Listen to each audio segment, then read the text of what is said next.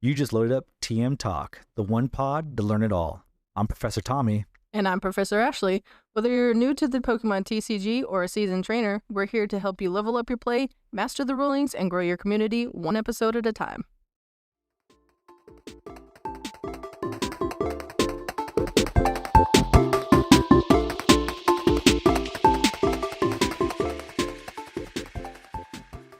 Hello and welcome back to another great episode of TM Talk. I am Professor Tommy and I'm here with my destined rival, Professor Ashley.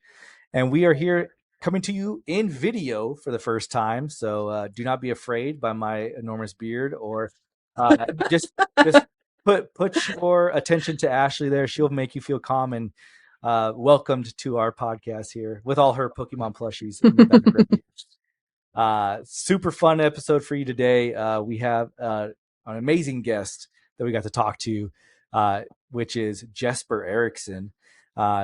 He's a Pokemon TCG World Champion. He's also a Pokemon Professor. He is one of the main casting voices on all the EU regionals, internationals, and just an awesome guy all around. And really excited to share that interview with you that we had with him.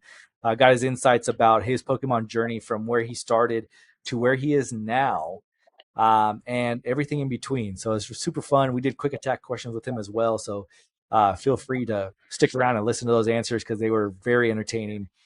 But of course, before we do all that, let's once again talk to our listeners, right? Love it that you guys are leaving us comments on YouTube. Please keep doing it. We have two of them today from our latest episode, from at Daisy Mist 1.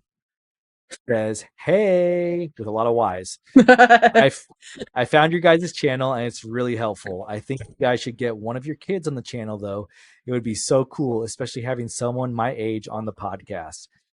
Well, that's a great tip or advice, or maybe something that we could do on the podcast, Daisy. I would definitely love to do that. I know my kids are all about it, so we could definitely do that. We'll bring one of them on, and I'll make for sure.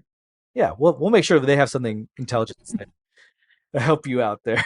It's nice to listen to Pokemon players from all different ages because you can, if they're closer to your age, you can resonate with them a lot more. So I think that's a good idea. So thank you for the suggestion. We'll definitely have to have somebody, one of the kiddos, up on the podcast soon. Yeah. Now it should be fun. We have another comment on our YouTube. Is from dpasula63. Hey, that's me. Thanks for having me, guys. Can't wait to get back on the show sometime. Dragapult BDIF. P.S. Ashley played Charizard. So if you guys remember, or if you don't remember, if this is your first time listening, last week I said that we were going to have a challenge this coming weekend, which was yesterday.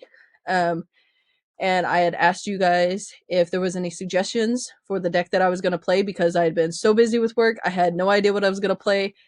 And funny enough, Danny messaged me and he said, hey, you should play this Charizard that, funny enough, Jesper Erikson played at Stuttgart, which we'll talk about later on in the interview. You'll hear about that.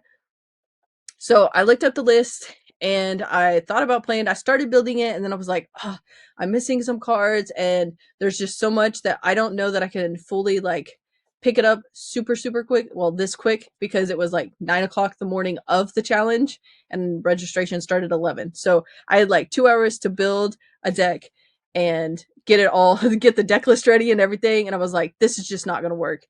I said, so we'll put this on the back burner, but it gave me a cool idea. So I have been playing Cerulege for a little bit. So I had the idea, since Cerulege EX is a Terra type, to pair that also with the Noctowls. So that is the deck that I played on Saturday, and I ended up getting third place with a deck that I just built at 9:30 in the morning. I went 1-1-1. Yeah. So and it was an awesome deck to see. Like when I was doing deck checks and I looked at her deck, I was like, okay, all right, we're putting a little spice in this. I like this. So that was really cool to see. And there's Danny pulling the curtain away for you guys in the podcast community, yes, deepasula63 is Professor Danny, if you're not figured it out by now. So yeah, we did interview him last week as well. So check out that episode if you haven't already, where we did interview with him. Got to hear his inside thoughts on switching over from another TCG to Pokemon, and then also his trip to becoming from a player to a professor. And we did quick attack questions with him. He was the very first one. He gave us a lot of cool answers to that. And those quick attack questions will matter here in the future of the podcast. So Yes. there's a couple questions. We have some ideas about that.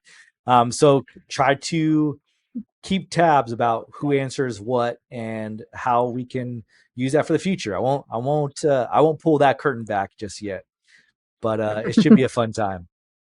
We were discussing this and we just had the idea right before we started recording this intro, guys. So it was literally just a whim, and we said, "Oh, this is going to be fun." So I hope that you guys continue to tune in to us because when we do this, this is going to be super fun. Oh yeah, for sure. I'm looking forward to it. And as Ashley mentioned, right, this week has been pretty fun for us. We had that challenge at our league. Ashley did get the play. She placed third, did a great job. I was able to organize and judge that tournament for us. So it was great to see everybody there. And now next week we are moving towards our cup for this quarter, hoping that we get a big turnout there for the last tournament we're going to have for the year, and then look forward to other stuff in the near future here. You know, to the new year and to the new things we're going to do with the league, with Pokemon in general and stuff like that. So should be really fun. Ashley, do you have anything else you want to cover before we turn it all the way over to our interview? Hmm. Let's see. What day? So I kind of have an idea of when I'm going to play for the cup. But if you have any suggestions, throw them out there and I may end up playing yours because I think I've come to the part where I'm just playing these tournaments to have fun and not so much trying to point them. So I think I'd rather just play a fun deck. But if I don't, I already have the deck that I might play. We'll see how it goes. All right. Well, my vote's in for Sharkpedo, like the Tox Dark Box or Sharkpedo or something like that. Mhm. That's what I vote on. Funny enough, I pulled a full art of that the other day whenever I opened a Phantasmal Flames. So I'm one down. I could play that. We could. I will find the cards. I will go to every Dollar General in the state of Oklahoma, and I will get every Phantasmal Flames blister pack they have just to find all those cards for you. I think that'd be really awesome to play. Um, but yeah, you know, I will let you guys know. Probably we're going to take a little bit of time off here for the holidays. So our like next week is that Christmas week. Well, we probably won't do an episode that week, and then we won't do an episode probably for the New Year's week as well. But then we'll come back to you the week after that with a new episode, so that way you guys are rested. We can enjoy our holiday weekends and not have to stress about something. But we will come back with new content, new episodes for you guys after that New Year break. So if you have just found us and just tuned in, this is the perfect time to go back and listen to our other episodes that we have out there. Listen how we have evolved, how we have grown in this podcast journey. So appreciate everybody who has tuned in and listened and who has supported us. So appreciate that very much. And so I'm super excited now to turn it over to this interview that we did with Jesper Erikson.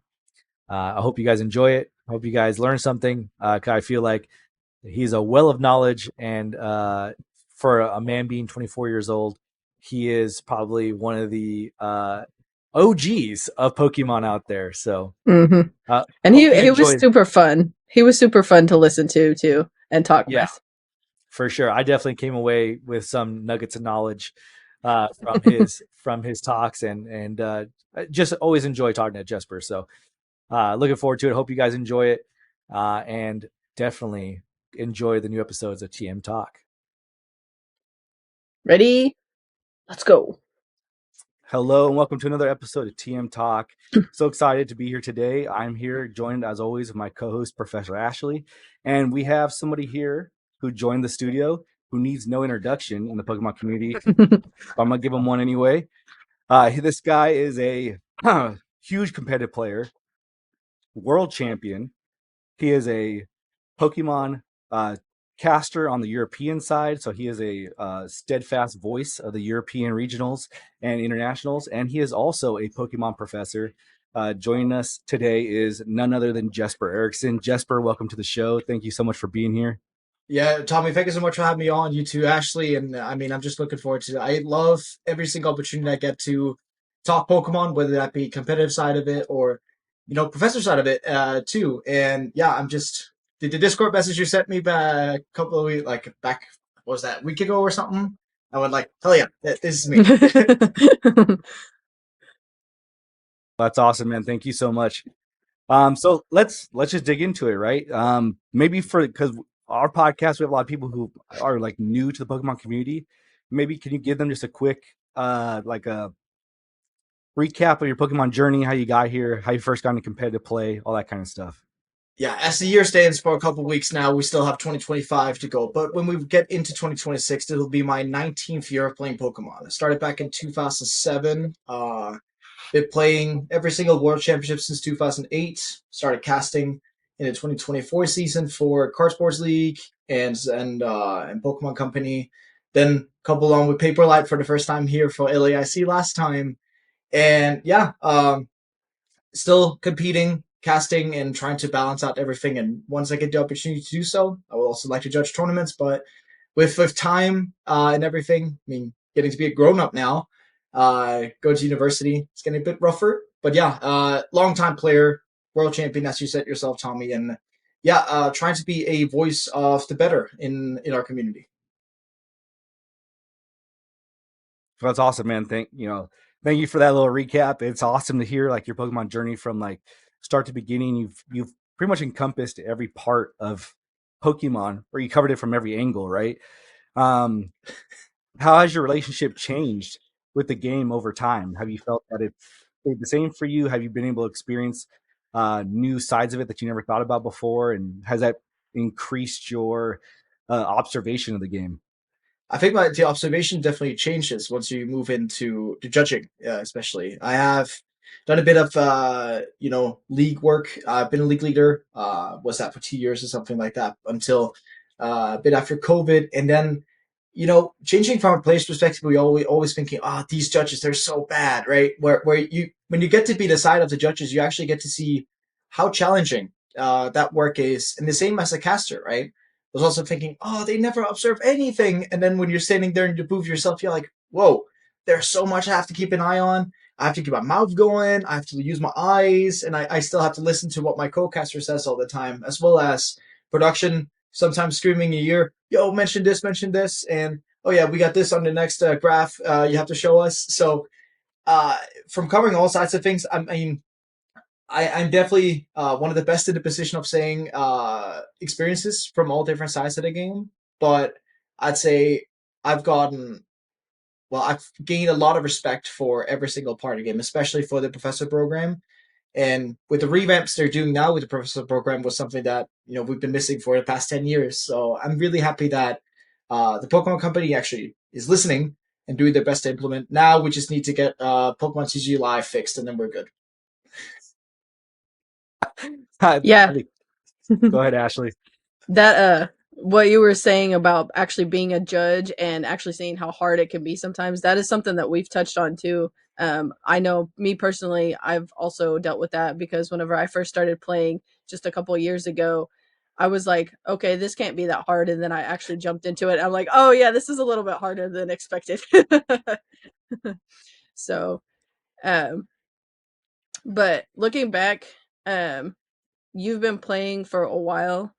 And so, what do you think separates players who stay competitive long term, opposed to those who maybe burn out a little bit and kind of veer off from playing competitively? I'd say we touch on the burnout subject as well first, because that's a major subject for a lot of players. And we've all, when you've been playing for 5+ years, you have been feeling it at some point where you're like, this format's not quite suited towards me. Oh, I'm playing too much.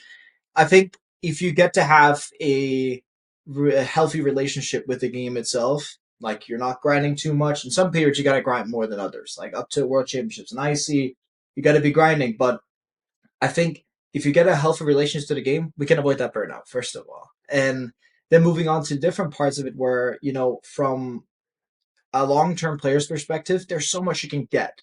When I look at new decks, I'm like, I can easily spot if it's bad or good, just off the basis that this was good 10 years ago. Whereas someone like yourself, Ashley, I mean, not having played for 10 years, you maybe have to go and use a bit more time to explore stuff. Where you maybe sometimes from experience could just go like, nah, not good. Let's go on to the next thing. Yeah, that's very true. I know for me, like whenever I first started playing, I definitely loved building decks, but it is very hard. And I know some people, like yourself, that have been playing for a long time, and they can usually spot the cards that are good, or they're just like, oh, let's move on to something else. Yeah, exactly. So, um, how do you think the competitive environment today is compared with what it was whenever you first played? So, oh my, that's there's a big difference. We have to, if we just take the comparison between when we had the first international championships, and this was in 2017. At that point, I've already been playing for 10 years, right? And EYC was 500 people, around about. And now we're looking at EYC where potentially can have 4,000 masters. You can always see the growth there. It's exponential. When I played at my nationals, we were 20 juniors in my first year, and like the excitement was there and everything. And then he went to Worlds and just got smacked because she had no international experience. It took me a couple of World Championships to get to the point where, okay, suddenly in 2010, 2011, I was top 32ing as a junior. And then it took a while because the game itself was going more international when we hit 2014. That was around about when we had the first couple live streams. Worlds 2013 was streamed. US Nationals 2014 was the first US Nationals to be streamed officially, and from that moment on, we saw a increase of international exposure and also the international meta game with different sites like 60 cards, Poke Beach. Limitless wasn't there yet. Stefan Ivanov had Lysander Labs for a little while before Limitless really sprung into the scene. And then once we hit what we call the modern format in 2017, everything just exploded. And first of all, popularity game was soaring, but also we just saw that the amount of people from Europe and they got to finally play together a lot more than they had, other than World Championships or the European Challenge Cup. If some of the NA folks went to that, which not a lot of them did actually. That was the only two tournaments a year we had exposure to each other. Now it's weekly. It's weekly that I get to see people traveling back and forth to regionals. The competitive landscape and getting an invite today is also a lot harder. We've gone from having to hit 350 CP to 400 CP to 500 CP to then top X, where honestly, I would typically have my invite by November for the 500 CP system. Where we're gone to now, I am not even sure if I'm getting my invite this season. Trying my best, but I'm at a point where it's also the skill in the game, the amount of good people we have, also the amount of average players we have is bigger. But it also feels like more so when you go into regional season with the amount of new players we have. The competition, the first 3-4 rounds is pretty soft, and then when you sort of get into real tournament, which starts on phase 2 of competition almost, that's when you really get to see the exciting stuff. So I think from any single point of the game, everything has changed. The game has gotten more draw heavy and search heavy, where one of the best cards in format in 2009, 2010 was Beta Search, which is literally, it's like an Ultra Ball. And that was the supporter card. That was one of the best. So we've moved from heavy search engines where things just went really slow. Best of one was okay because we weren't bricking a lot, into a format now that has, I think it wouldn't be wrong to say it's a bit more volatile than it has been before.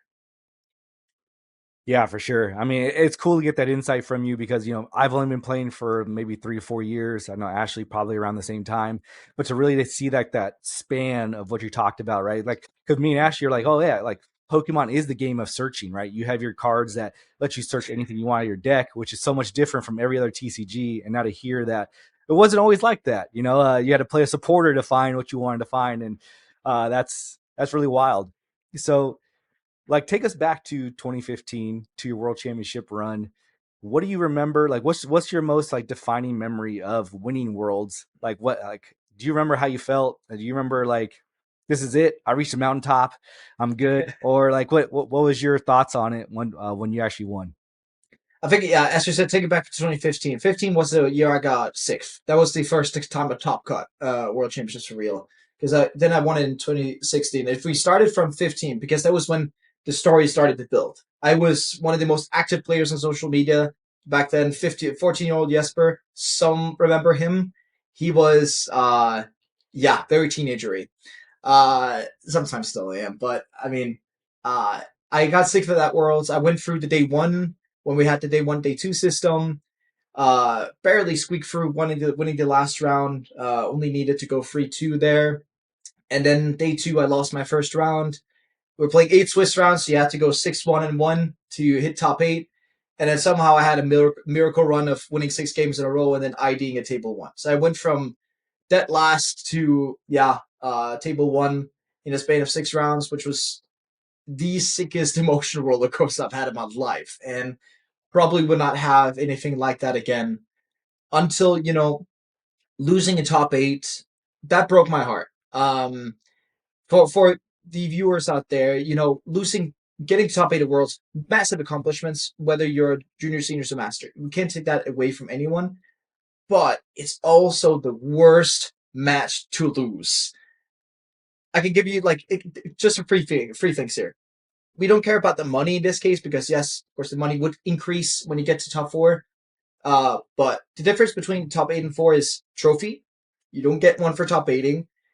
Back then, you would get master sets of all 4 previous sets in a year. That would be a lot of money today as well. And the number 1, number 2, number 3, number 4 trainer, yeah, they were only given top 4, not top 8.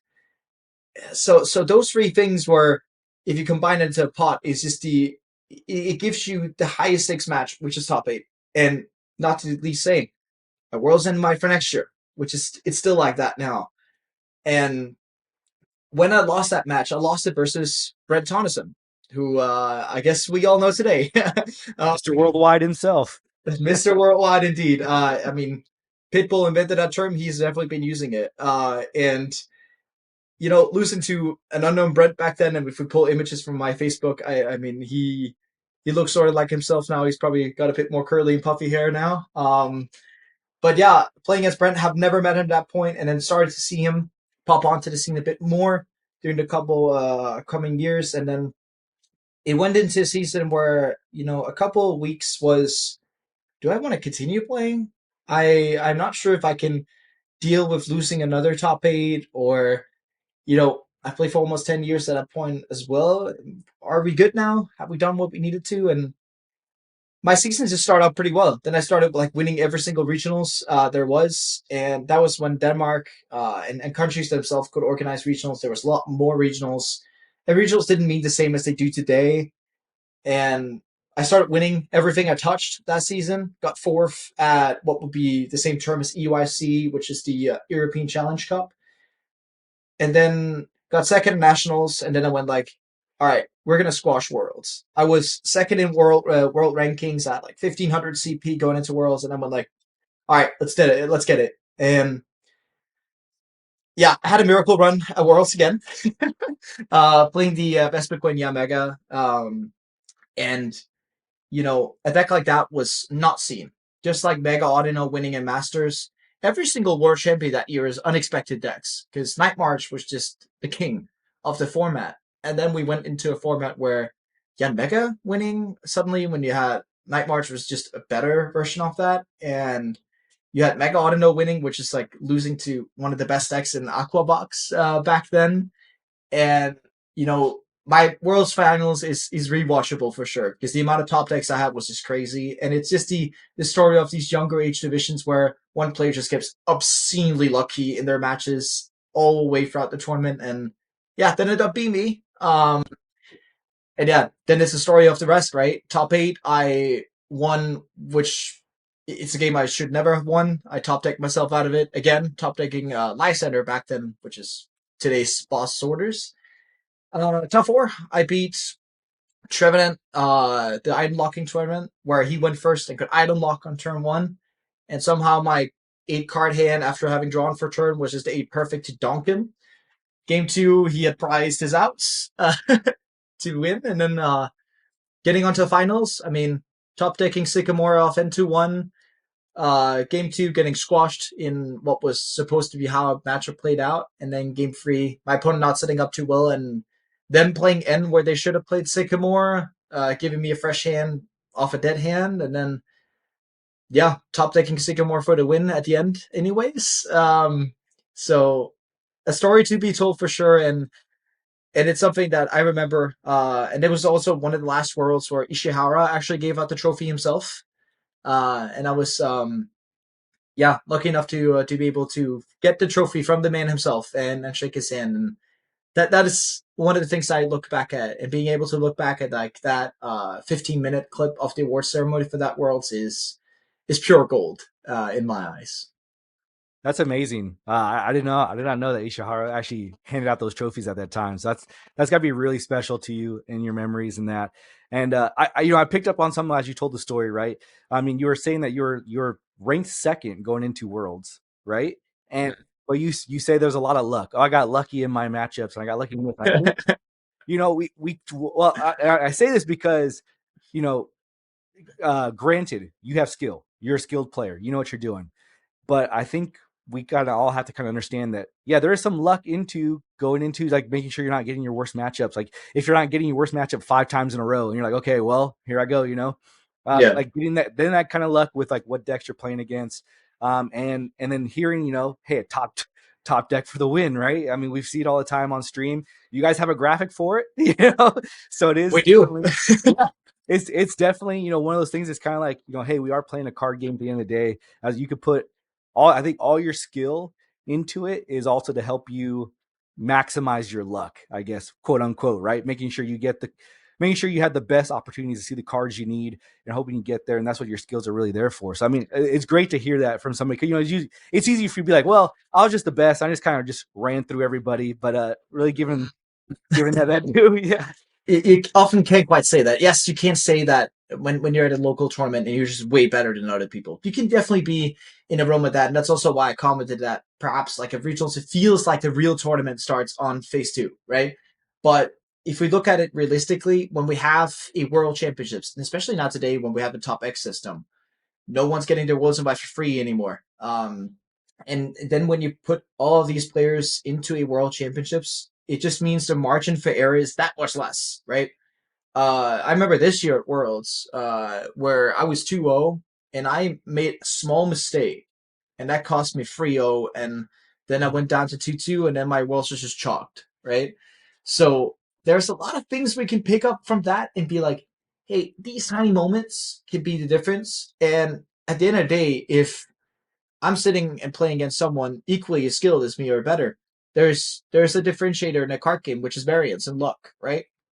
I had a game against Tor at Worlds in 2024 on Hawaii where we played 59 card mirror. We had picked the same deck for Worlds. We were testing together, played a 59 card mirror in round two, and I won game one in 48 minutes. And I felt like, oh yeah, we're good. Lean back, just want to win. Took him on a chess match and I beat him. And then game two, I just opened wrong with raw Pokemon and pass. And yeah, there we go. That was a tie. That's where variance didn't play to my side of things, right? So there can be so much. And I think Pokemon, you play perfectly, is a very fine margin game. And we underplay variance, but I think it's if you're having 3 bad tournaments in a row, for example, you can't blame it on luck. Then it's definitely a skill issue. But at the end of the day, that's also why we see people. I don't want to use myself as this example, so let's just use Tord while we already have him on it. Brent, Tord, I mean, they can have a bad tournament too, and then it may just be a matter of I picked the deck and met some bad matchups, or I mean, I just opened too many times where I just drew past. That is something that, of course, can happen to anyone, and That's why it's great to see Pokemon as a game where, even a beginner or a lesser level player can beat one of the greats if the circumstances are there. And that's why you often see these hero building stories that we see on stream, and we want to kind of fish out on stream, right? We want to show these kinds of stories, and we see them more often than not because, you know, with the fine margins, there's not going to be a lot of difference between the best player and someone who is not quite there yet, but coming up. And getting to see that, and it also means that you can level up quite quickly in Pokemon. We've seen this. I mean, back in 2013, we had Simon Road who got second. That was his second year playing overall. So we've seen the stories. I think there was a guy at Sacramento Regionals last year. First regionals, he wins. It has happened before. It will continue to happen, and I'm not an opponent against that. Actually, I am embracing it because it also means that people get to see that Pokemon, you don't need to play for 10 years to win the regionals. You just have to play good and play correctly and smartly. That's great words, Jesper, for that. So then let me ask you now, right? So when you sit down for regional now, does it still feel the same as it did earlier in your career? Do you still get the same? Maybe I don't know if you get the same high from it, the same buzz, the same urge from it, or like what does it feel like for you?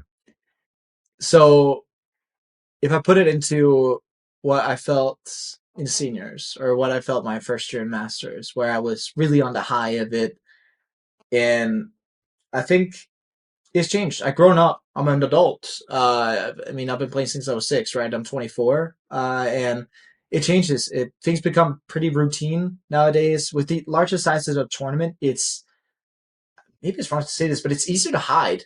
I feel that I have an easier time to hide between people. Less people know me now than they would back then. Of course, it's almost 10 years ago I've won Worlds, and I mean, everyone here listening, I mean, 10-year anniversary party at Worlds this year. Hook me up. But you know, it's easier for me to hide nowadays, but it's also that if you're having a really good run, people will notice. And I still get some old heads coming up to me saying, "Yo, we played 10 years ago." And I'm like, damn, it's been that long. And I just start to feel old. And I mean, maybe my back pain kind of leaves into the age I have in the Pokemon community whenever we talk about that. But there's a lot of things that's changed. And I am so excited for going to tournaments still. Uh, Traveling, I've grown a little bit tired off it over the years. I mean, my gold membership card at Sky Team has just been gotten in the mail, but um, sometimes it does feel like a struggle when I have to couple up with grown up life, having my own apartment, moving out from my parents, all that. And I do think that, I value more so being well prepared to tournaments than playing a quantitative amount of tournaments nowadays. Yeah, and that's what we've kind of talked about, like just practice wise. Hmm. Sometimes it's better just having the more. Uh, sorry, my I think my headphones are messing up some. uh, but yeah, just having that extra good practice opposed to practicing all the time, Hmm. just kind of helps. So thinking of that, and Stuttgart, actually, you played the Charizard deck with the Noctowl, which ended up winning. So what brought you to play that deck?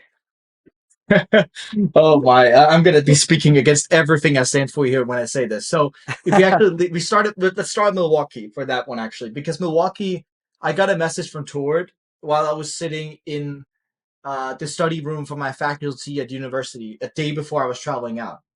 Tord sends me a message. He's like, "I got a deck for you to play." And up until that point, I was going to be playing Dragon Ball Charizard as I always was, and that was, you know, what I was standing for. And then Tord says, "No, no, no, you're playing this," and then I ended up playing it. And I mean that deck was the turnout deck of the whole tournament, top 128 it. And then moving into Stuttgart, I kind of got the same vibes from Oscar, where he went like, "You're playing this," and then I played with him once, where he played Grimstyle, I played the deck, and it just ran. It ran as it should, and it felt natural to play it because the deck was just, you go Nest Ball for Fane Rotom, and then you turn two, you got Pidgeot and Zard in play, and that felt like a guarantee. and um, it ran pretty good. I mean, I just played against too many Dragon Ball Dusknoir, which is unwinnable for the deck, and don't believe what happened in the finals. That's not real.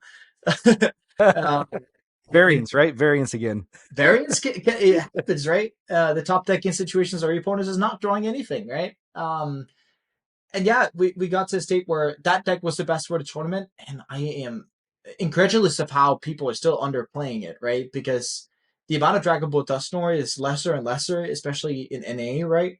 And had Stuttgart been NA regional, I'm pretty sure we actually had more of these Charizard decks in cut, because that was the only match we 100% lost to. A lot of close matchups, yes, but also something like Gardevoir, we're actually beating that. So that would work pretty well at NA, but overall saying, I mean, my first, I took a couple opening hands with the deck, then I played once against Oscar, and then round one was like my third game ever on the deck.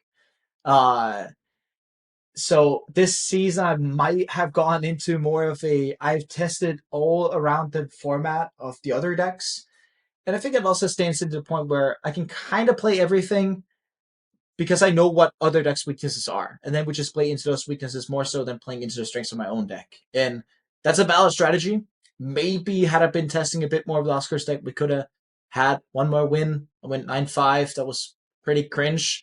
But I think this season is probably going to be going into people telling me this deck's broken, me looking at it, and speaking of the experience of looking at decks to see, okay, is this actually legit?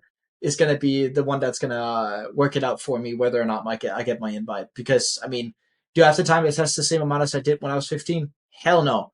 But do I have the time to sit down and look at everything in a theoretical perspective? Absolutely. So decks like that are going to come up again this season. I'm telling you, because I mean, I know Oscar's working on it, and I'm trying to do my best towards our group, the Danish group, being able to cook up stuff. And I mean, that's also what we see from the Danish kitchen, both from him on Metafy, but also when we do YouTube stuff together, that you're going to be able to see some decks or some variations of decks where you're just like, what the hell's going on here? Yeah, I think when Tord comes to you and says, "Hey, you're gonna play this deck," I don't think you can say no, right? Oh, I have done that before. It actually worked out for me. I had one once last year, and I think it's like a yearly thing where I tell Tor, okay, you tell me what to play. When I did that in Toronto last year, we ended up playing Hydreigon Pidgeot. Uh, that deck auto lost kinda to Regidrago. It was very specific lines you had to pull into, but your opponent can easily just block that. Um, so that is what I think is my second worst Masters tournament ever at a regionals. I have had a regionals where I went 1-5-2. I tried it. And you know, I put a grain of salt on everything nowadays. I think when I saw the Hydreigon deck, he was just smacking me around because I was playing Cloth. Yeah, the deck was also terrible. Then it won UIC literally a month after Vancouver. Whoops. But you know, take a grain of salt on everything, right? But yeah, towards deck building is still fantastic. Well, I think in at least a European perspective, Tord and Oscar are the two best deck builders. And I mean, I have to have someone pull up someone for the rest of the world to me, because I'm still in the belief that those two may just be the best deck builders, not just in Europe, but the entirety of our community in the whole world. Yeah, I tend to agree with you. I'm thinking, everybody knows Tord's name. He's accomplished everything except for what you've done, won worlds. But I'm pretty confident he's on his way there. But I think Oscar really goes underneath the radar as a great deck builder. Like, a lot of people sleep on him, and I don't understand why. But I think he's great. Like, once you hear the name and once you see what he's built and the players who have played the decks that he's built and then seen how well they've done, it's amazing to me. So, like, what stood out to you about the way Oscar built that deck specifically, the Charizard Noctowl deck, um, that made it work the way it did, during that run? Ah, so we actually tested the variation of that deck at Worlds, but there's just one little piece that was missing, and that was Dawn, right? At Worlds, we had every single card of the deck available to us, but Dawn. And we kind of have to make it work with, like, Arvin, Buddy Puffin, but then the setup got kind of weird. We actually had the concept on our YouTube channel, so you can go ahead and check that out once you're done. And actually, we were playing it with Grand Tree at that point, and we also had a different variation we didn't get to show off, which we played Team Rocket's Petrol and doing and all that. So the concept was there, but once Dawn came out and once the meta, it was actually showing up towards being pretty good for us. I mean, 10% Dragon Ball Dusknoir, that's lower than we used to. And then we kind of made the right meta call on that. But I think the way it stands out for Oscar, Oscar is um, a bit of a introvert guy. He likes to stay behind the screen a lot, and he has some great ideas, and he has a lot of ingenuity. He's very creative when it comes to deck building. I mean, this guy's starting to be an engineer, so it makes sense he wants to be doing all the theoretical work, right? And when I see whatever ideas he's cooking up and posting on our Discord group, I'm just like, hell, man, this is crazy. But it may just work out, right? And he posts around about 5 to 10 ideas a week in our group, and if just 1 out of 30 is good, then he's hitting on the nail. And I mean, with the Metafy group, he's posting ideas that people aren't thinking about, or he's taking spins on decks he sees in Japan and says we can do this a little bit better. And that's also what we want to angle our content on YouTube, where we want to show off these off meta decks that it can still be good, or with a little bit of ingenuity that we can build something into being good. We started with Ho at some point. We've gone through the whole mill of things when it comes to it, but that's why I think Oscar is the guy. He has not played any tournaments this season other than cups, and there's been some unfortunate stuff with getting sick before regionals, and then he did end up going. But yeah, I do really value the way that Oscar builds decks, and we started the same time, me and Oscar. We've been best friends throughout the whole period. I've known him since 2000, and yeah, mid 2007 as well. And having seen Oscar taken off a couple of years of a hiatus at some point, and then coming back to the game like he has, I mean, getting 950 EYC last year with Dragon Ball Charizard, again, people were not really respecting that deck even after like I top 32 San Antonio with it, and the deck was getting respectable. People were seeing his name, but I think with the way that he has been doing himself on Twitter and on Metafy this past year, I mean, he has grown into having some of the biggest Metafy communities just because of the way that he can be creative, post, and be helpful towards the community. And speaking of the quality of his guides versus how much you have to pay for them, value. Oh yeah, oh yeah. It's almost criminal. Oh yeah, The insight that you get from his guides for how much he charges, and especially compared to others on Metafy, there's a big price gap between them. But I don't think there's a big price gap, but not a big information gap, right? I yep. think the information is almost there, if not maybe a little bit more.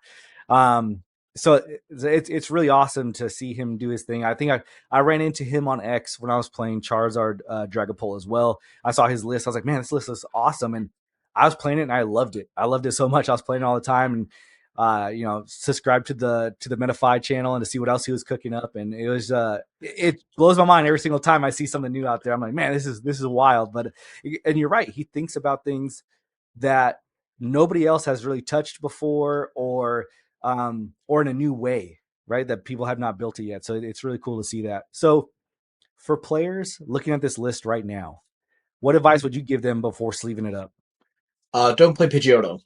Just accept that you're losing to Dragon Ball Dusknoir. And like, I have seen the amount of comments. I got it on my own post as well after regionals where, oh, how would you make space for Pidgeotto? I just say I wouldn't. And I've gotten the questions off people like getting coaching as well with the way that me and Oscar relationship work. In that he doesn't do any one-to-one live, and I have experience as a teacher. I've been working as a teacher for 4 years previously, where it's like I love teaching, and then I don't have the time to do the posting. It's either or in that case, where Oscar takes that side, and I do the coaching up to decks. Where questions are: do you want to play Pidgeotto? Absolutely not. Can you do anything to beat Dragon Ball Dusknoir? Tiny amounts, but it has to be very high rolling, high variance, with like Frillish, Clefairy. Check out the rest on the Metafy.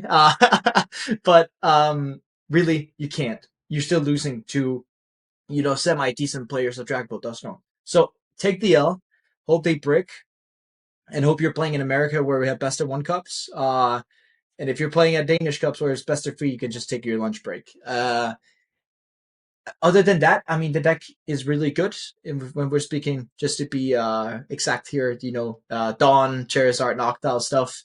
But the same goes for, Dragon Ball Charizard. Now I've just seen a few posts on X where Alberto Conti has started to play the deck. And I mean, that is the propaganda I need, because I mean, finally seeing people eyeing it up, and the amount of comments I gotten from people where it's like, I remember I had a game in Pittsburgh where I opened 3P, and then the guys go, what are you playing? And I'm like, look at me, look at my name, you know what I'm playing, bro. And kind of have these experiences of that. But I do think that, uh, we have seen people in the past, Ross Coffin, been making up good decks that decided meta. And I think now we've gone to a point where Tord, Oscar are, the two best uh, new creators of decks. And then we have like Henry Child Group having their Guardy supremacy over there somewhere. But in all honesty, I think with where the game is right now, creativity is big, and the level also by that point just gets bigger. Um, so it's just exciting for me to see people like Oscar getting their, you know, how would you say that? Their applause for the work that he's doing, because the work he's been doing for the community, I don't think will be the same place today had he not started posting 2 years ago and started just going at it. So, I mean, uh, people like Oscar are what we need in the community to make everything fresh and competitive, and also from an outside perspective, from neutral people looking at the Pokemon community, they also want to be seeing, creativity. They want to be seeing new decks winning, and people like, Tord, Oscar, Henry Chow rebuilding Gardevoir over and over again is a massive part of making our game look interesting and not just stale. Where we're like, have seen people on the Pokemon TCG Facebook groups and stuff like that being like, man, I'm just playing against Gardevoir all the time. Ban Limitless, shut down Limitless because everyone's playing the same deck. Uh, no, I think that there needs to be a bit more of how should we put that? A few more points of IQ in those discussions, because yes, maybe someone's also playing Gardevoir against you, but they maybe just be playing something different in the list, like Turbo Energize and Ramus, or if they're playing straight Gardevoir, or they're playing Jelly Sun Gardevoir. There's a lot of variations to every single deck in our game, and I think that's something that people needs to respect, and also applaud the deck builders we have in the community, because not everyone's able to do that, and every single one has different strengths, and that's what I love about the game as well, is that you're able to just have so much in so few players that give to thousands of people nowadays. Yeah, that's amazing. I know I love seeing creativity within the decks, so seeing this type of deck being built is amazing, and it actually gave me an idea to build a new deck as well.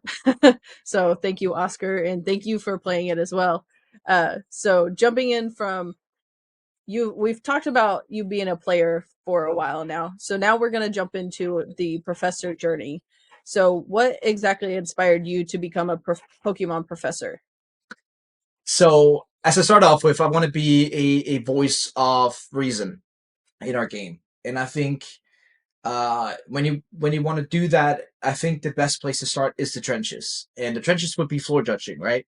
I have just 2 regionals now, and I have very very progressive views on slow play and sufficient randomization.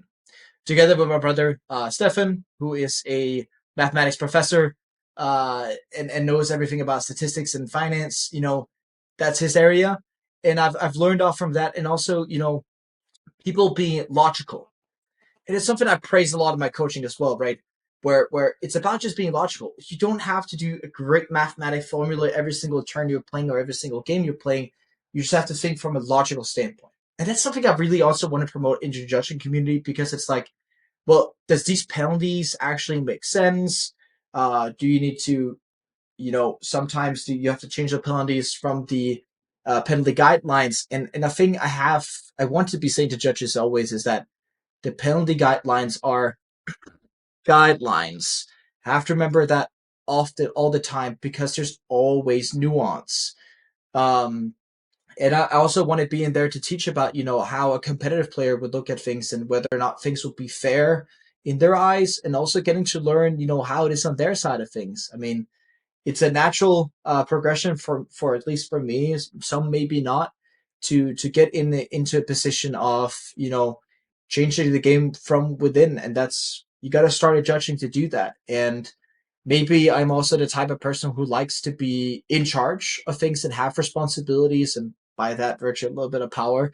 Uh, and power is not a bad word in this case. It's definitely positive, connotative in that. And it's about if you get to use that power right. And I want to be a voice for the players and for everyone wanting to have a fair game, a good game, where the judges are getting better and better at recognizing, is this fair from a game standpoint, or are we just ruining the game by giving out too many double prize penalties? Yeah, I mean that's something that we preach a lot on this show as well. Is that there's so much variance that goes into a judge call. That's why it's called a guidebook, right? It guides you in that perspective, but it also tells you that hey, as a Pokemon professor, as a Pokemon judge, you have the ability to go escalate or de-escalate depending on the penalty and the other variances that are out there. So I think that that's a great point you bring up, Jesper, and I appreciate that so much, your insight on that, because being a high level competitive player, and then being able to see some of these calls on the professor side to be like, hey, wait a minute, let's use some logic, right, and figure this out. And is this double prize penalty the most logical penalty for this? Did it really hamper the game? Did it really disrupt the game state? Did it really, you know, what do we have to do here to keep the integrity of the tournament? And I think that's a great point you brought up. So I appreciate you saying that. Yeah, So so yeah, you're getting onto the right thing, because de-escalations, escalations can sometimes be random, and that's why I do think that from the group of head judges that we have at regionals, which is a small group, and I do like it. It's a small group of people that can be head judges at regionals, because we want to have sort of the same line of things, right? It's like going into, and now I'm just going to use a soccer analogy for all you Americans out there. So sorry about that. But it's like, is it a free kick? Is it a yellow card? Is it a red card? There's fine margins depending on how you see it, right? And getting a warning in Pokemon would be the same as getting a yellow, but getting a red carded, that feels like a double prize penalty sometimes, because double prize penalties often results in losing the game. Um, and that's why I want to be looking at that with a way of, I want to be avoiding penalties that can ruin the game. But if you've done something where it's irreversible, irreparable. Yeah, there's not much else, and I always feel sorry when I have to give out those penalties. It's the same as starting your game with 59 cards instead of 60. Sorry, man, game lost. The game was not the same, and the variance you're kind of ruining by playing less than 60 or above 60 is actually something that could ruin the tournament integrity overall if you've done it for multiple rounds. Um, so yeah, a lot of things are to be brought into there, and I think it's gotten a lot better the past 10 years, because there's always going to be issues, and we see that in sports as well, where people are just like, oh, the referee is super terrible. He's been doing a terrible job today. But then if you tell people, well, can you do the same job that they're doing with the same amount of pressure and time as well? Because all the judge calls have to be done in a timely manner too. It's going into judge calls. There's a lot of things you have to remember, like checking if both players can actually communicate with each other in English with the judge. Uh, if it's going to be a double prize penalty above, in the US, that will be assistant head judge you have to call. In Europe, you have to call a coordinator. Is it going to be a game loss, which would mean above a DPL? You would have to call head judge in Europe, and you still need to call head judge in US. But it's getting a lot more up there, and those calls have to be made quick by the floor judge themselves. And that's where I felt my experience came in really well, because I'm looking at a situation. Okay, drawn a card too many. All right, give me a coordinator.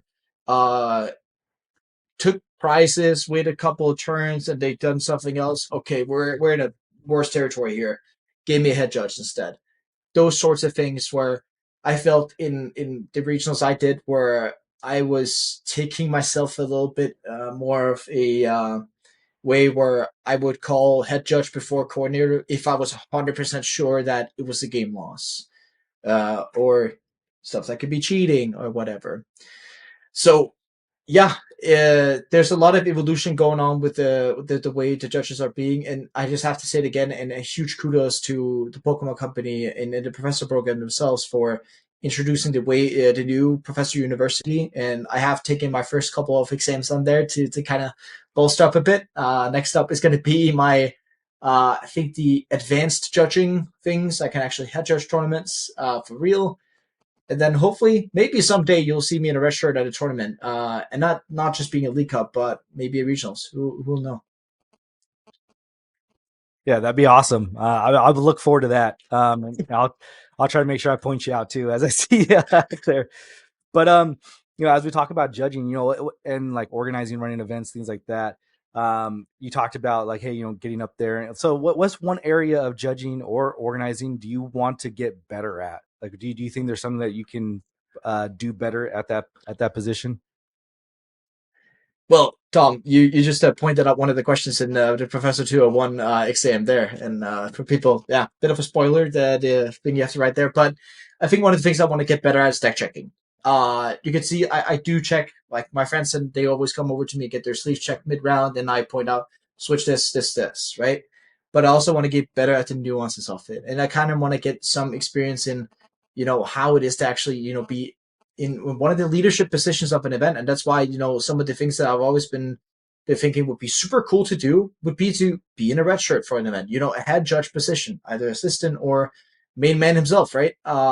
For there may be maybe that opportunity someday, and it'll take a while, but we've seen players make the transition. Michael Pramwat is a perfect example of that. Started off a couple years ago judging. Now he's in red shirt for most of the events. My brother, Stefan, started off floor judging. Now he's also one of the ones that I think last season he was the judge with the most head judge positions at European circuit. So the evolution is coming, and I think it's super nice that a lot of the former players where they've had jobs now, they have kids and all these kinds of things where they've just transitioned to judging instead because they feel like they also want to be able to give back to newer players and to the next generation. And I'm closer, even though it feels weird because I'm 25, like I'm almost 25, 24 saying this, but I feel I'm at a point where I also want to give back to the community, and that's my sort of community service would be to judge. Well, that's awesome. I love hearing that because I think that's what the professor program needs is a lot of players who want to become professors and be able to bring that knowledge from playing to being a professor as well.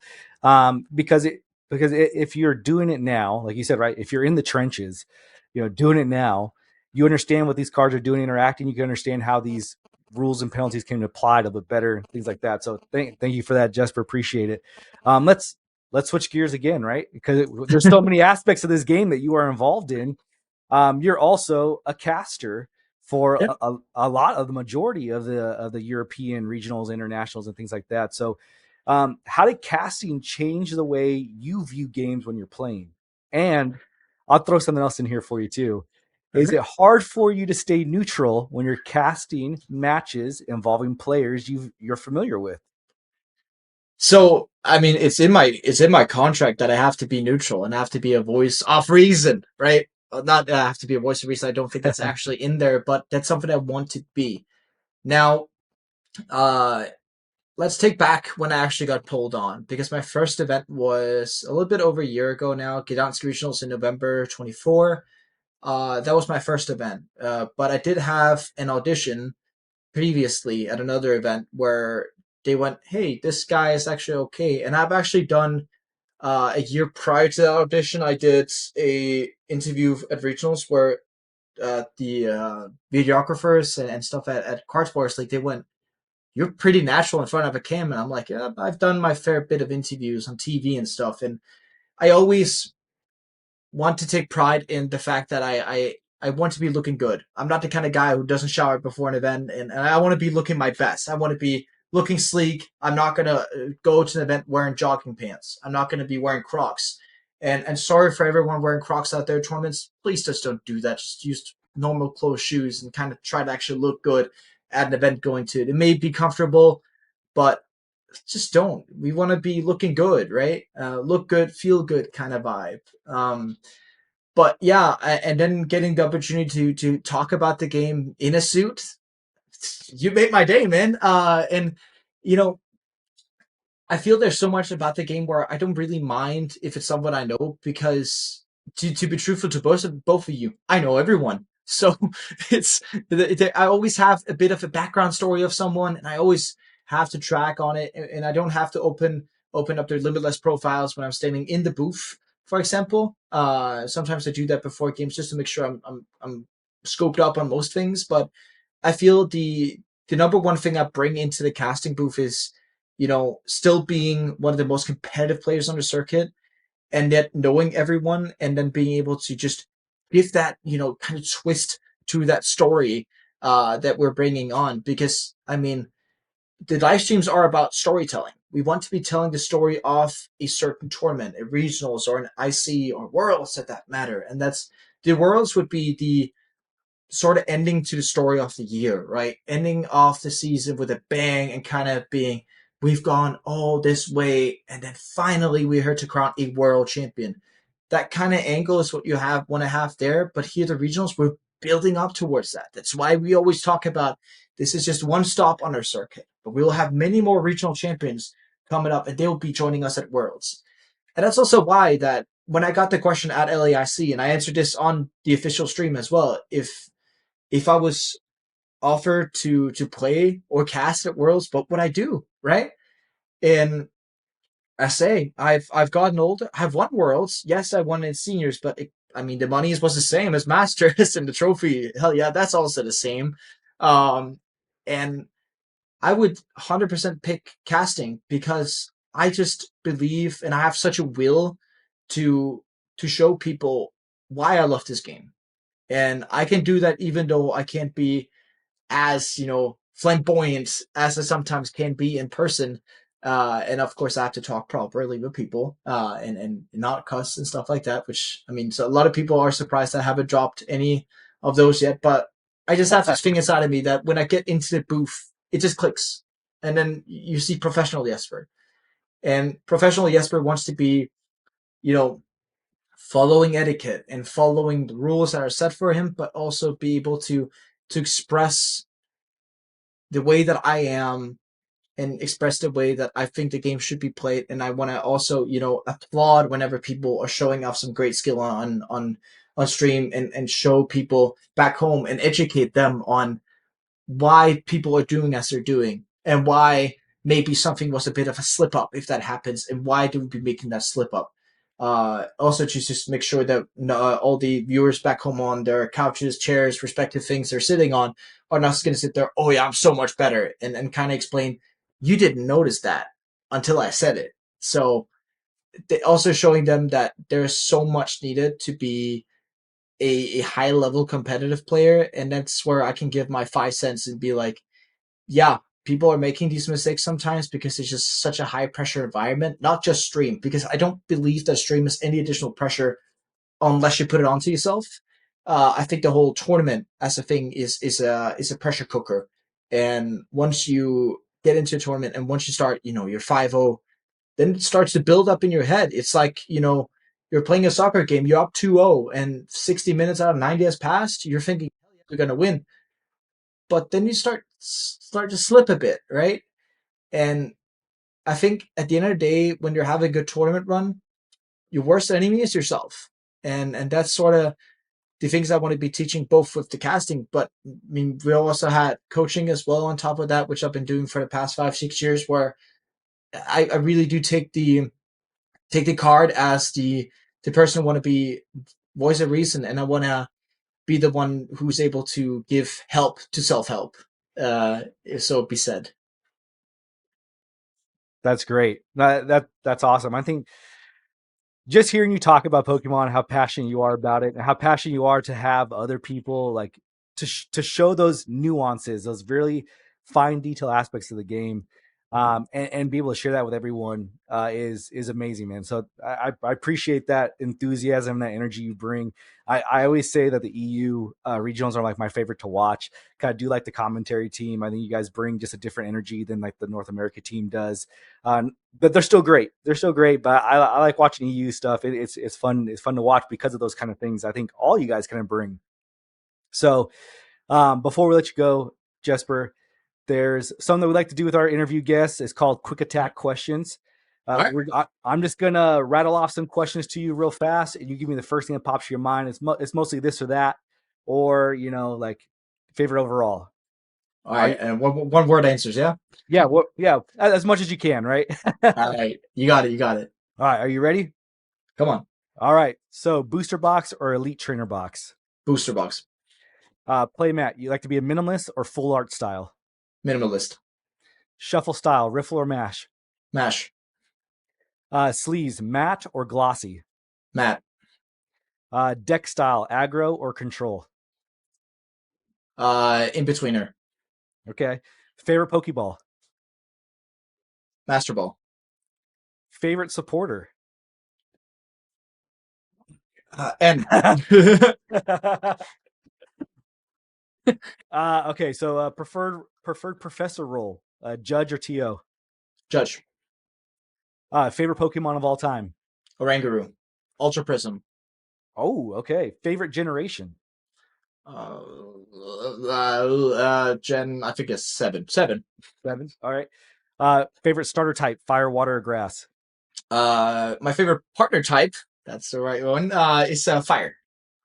Fire, okay. Which evolution would you bring to a tournament? Flareon. Best villain team: Rocket, Magma, Aqua, Galactic, Plasma, Flare, Skull, or Star? Galactic. Cyrus is the GOAT. I like that. I like that. So go first or go second? Go. Historically, I say first. Okay. What's your favorite win condition? Deck out. Coin flip, heads or tails? Tails, always. Playing or casting?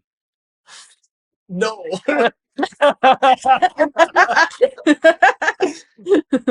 I already said it for Worlds, right? Casting, yeah. Casting. All right, all right. What's one matchup you secretly enjoy playing into? Dragapult Mirror. Or any control mirror, actually, too. What's your guilty pleasure deck? What's the deck that you love but you would never bring to a tournament? I have to think about what decks we have in format. What haven't I brought? Whole Armarouge. Ooh, okay. That's a good one. So one card you'd ban right now. Iono. But not for the reason everyone's thinking. Oh, you go ahead. Give us the reason. I really do hate whenever a card says shuffle your hand and put it to the bottom. Just shuffle the whole thing into deck, please. Just give me a All right, well, that's our quick attack questions, man. Thank you so much, Jesper, for that. Ashley, I think you had one more question for Jesper, right, before we let him go. I do. Thank you again for being on here. So, we're going to jump into the very last question of the interview, which is what advice would you give to new players who want to break into Pokemon? Advice about attending their first major event or competing for the first time? Don't expect too much when going in. You expect an experience, which you should, but do your best at every single way. And if we talk it going into your first regionals, I'd say play the whole thing. Regardless of if you're tired after 6 rounds, you have to get used to playing 8 anyways. So you're just gonna get used to that tiredness of things. And I think also just, get a good group going and really bounce ideas off each other. That's what every competitive player does. And I can tell you even Tor does that with people. So don't be afraid and don't be afraid to, hit up people whenever they're posting something and asking questions like, hey, what will you do in this case or something like that. And finally, if you're truly a new player and you want to get into things, you watch the casts, play a lot of games, and as well, if you want to expedite that a bit, get a coach. I mean, most people are really great at teaching, especially those things, and can expedite And just because you get a coach doesn't mean you have to be with them for a year or two. Getting a couple of sessions is going to be able to expedite something you'd learn in a year into doing that in a couple of weeks.